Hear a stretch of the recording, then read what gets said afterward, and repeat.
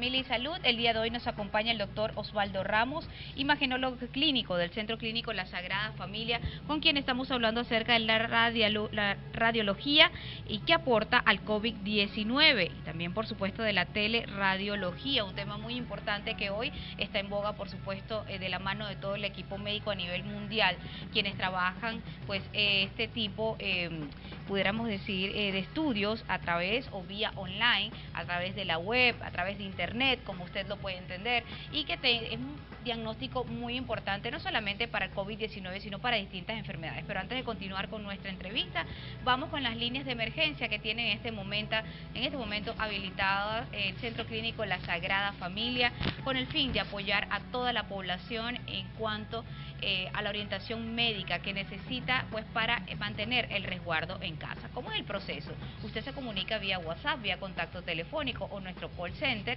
Allí le brindarán la información necesaria o le van a guiar en cuanto a los síntomas de alarma que usted pueda presentar, saber si puede ir o no a un centro de salud y de qué manera poder manejar esos síntomas o esa enfermedad presentada. El Centro Clínico La Sagrada Familia, de la mano con la población, de la mano con el Estado Zulia, con los venezolanos, ayudando en tiempos de pandemia. Continuamos con el doctor Osvaldo Ramos, quien sin duda ha tenido durante todo, desde que viene el programa y desde que llegó a la ciudad de Maracaibo, el Centro Clínico La Sagrada Familia, ese empeño, doctor, en implementar la nueva tecnología, en implementar las nuevas técnicas que están en el mundo y que sin duda con problemas de internet o no que podamos tener en Venezuela se pueden dar y pueden establecerse como un medio relevante para que la gente no tenga que salir de su casa, sobre todo en este momento, más allá de cualquier enfermedad que tenga y que no pueda o necesite estar en casa. Esto nos ha demostrado que allá vamos y por supuesto usted viene con esa lucha de hace muchísimo tiempo. ¿Cómo está Venezuela en este momento, doctor? Ante todos los inconvenientes que podamos tener de internet o de falla eléctrica, ¿cómo se puede manejar esto en medio de esta pandemia? Bueno, COVID-19 ha sido un elemento paradigmático, es un cambio de transformación que definitivamente en la era post-COVID debería estar orientado en ese tipo de plataformas, por la movilidad, por el empoderamiento de la comunidad civil, de su salud como tal, de cómo afrontarla de manera a través de formatos electrónicos, formatos de almacenamiento de su misma información médica y de su familia, y de hecho para compartirla. En Venezuela, en el 2006, se fundó la Asociación Venezolana de Informática en Salud, precisamente para promover, certificar e implementar todas estas herramientas de telemática enfocadas en el área del sector salud. Incluso se ha propuesto para que sea incorporado como modelo de los currículos de formación del estudiante de medicina. Es una propuesta de la Organización Mundial de la Salud que deberíamos contar con un récord electrónico del paciente y obviamente debería ser todo en formato electrónico y no de papel, claro, por el deterioro que condiciona almacenar un archivo de 100 historias, el papel se deteriora, lo ideal sería ir progresando a la parte digital.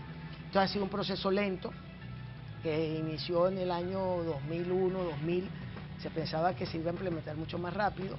En este momento la mayoría de las sociedades internacionales relacionadas al área médica están dando acceso sin costo a la información relevante a este tipo de patología, como lo ha hecho cardiología, neumonología, endocrinología, hematología, pediatría, ginecología, obstetricia y obviamente radiología no escapa, todas las especialidades, porque nos estamos enfrentando a una situación única y especial que ninguno había vivido. Claro. A unos hallazgos que están cambiando casi semanalmente la estadística, la presentación y el manejo.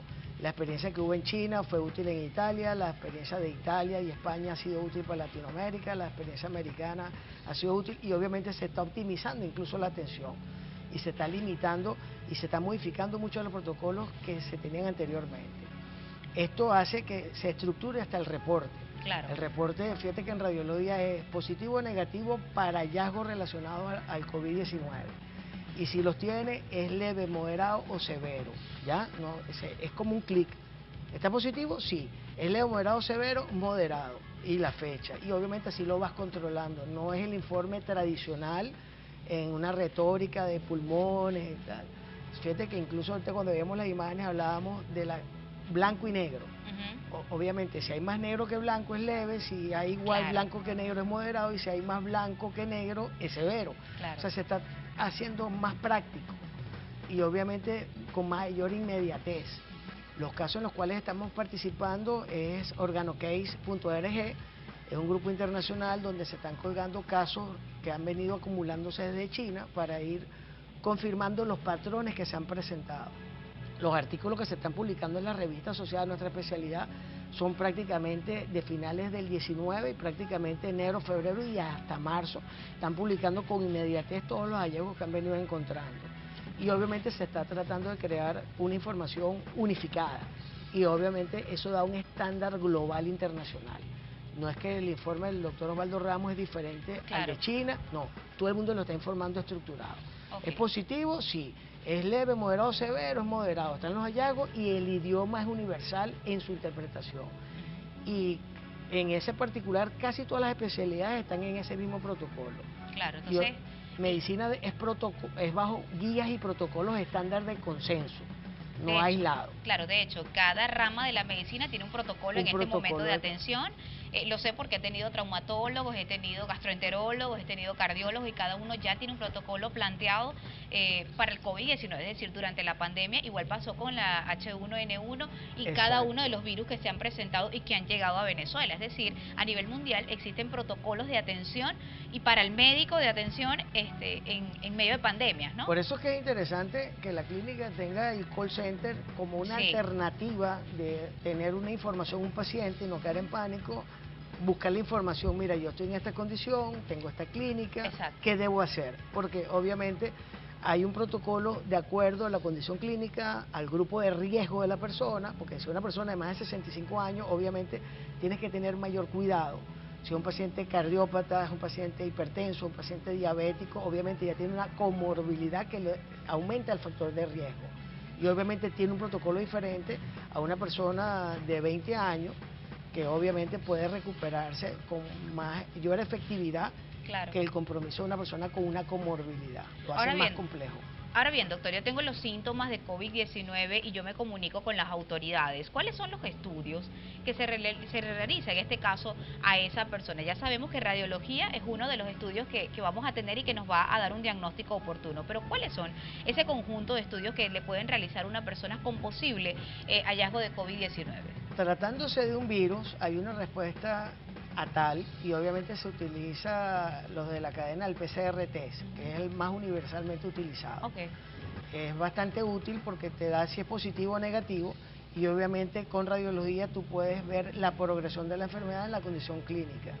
No todos los pacientes van a un ventilador, no todos los pacientes requieren hospitalización, muchos no requieren necesariamente del test, obviamente por eso es que está basada la cuarentena, hay un factor epidemiológico de base. Si estuviste en algún país donde hubo algún tipo de contaminación, si estuviste cercano a alguna persona que está contaminada, se hace el resguardo de la cuarentena, 2 semanas, si no hay cambios queda ahí, si hay cambios y progresión de la enfermedad se confirma la presencia o ausencia del virus como tal y obviamente el grado leve, moderado, severo que tiene y esperar la evolución del mismo y su recuperación. Un 80% recuperan sin ningún otro compromiso. No todos los cuadros virales asociados a esta clínica son por COVID-19, pero obviamente hay que descartarlo y mantener la cuarentena y obviamente en su entorno. Doctor, usted ha estudiado sin duda muy de cerca, no solamente a nivel nacional, sino a nivel internacional, casos de COVID, conoce muy bien sus síntomas. De hecho, yo cuando tengo alguna duda para alguna entrevista, yo me comunico con el doctor para que me asesore y me indique de qué manera poder manejar la información.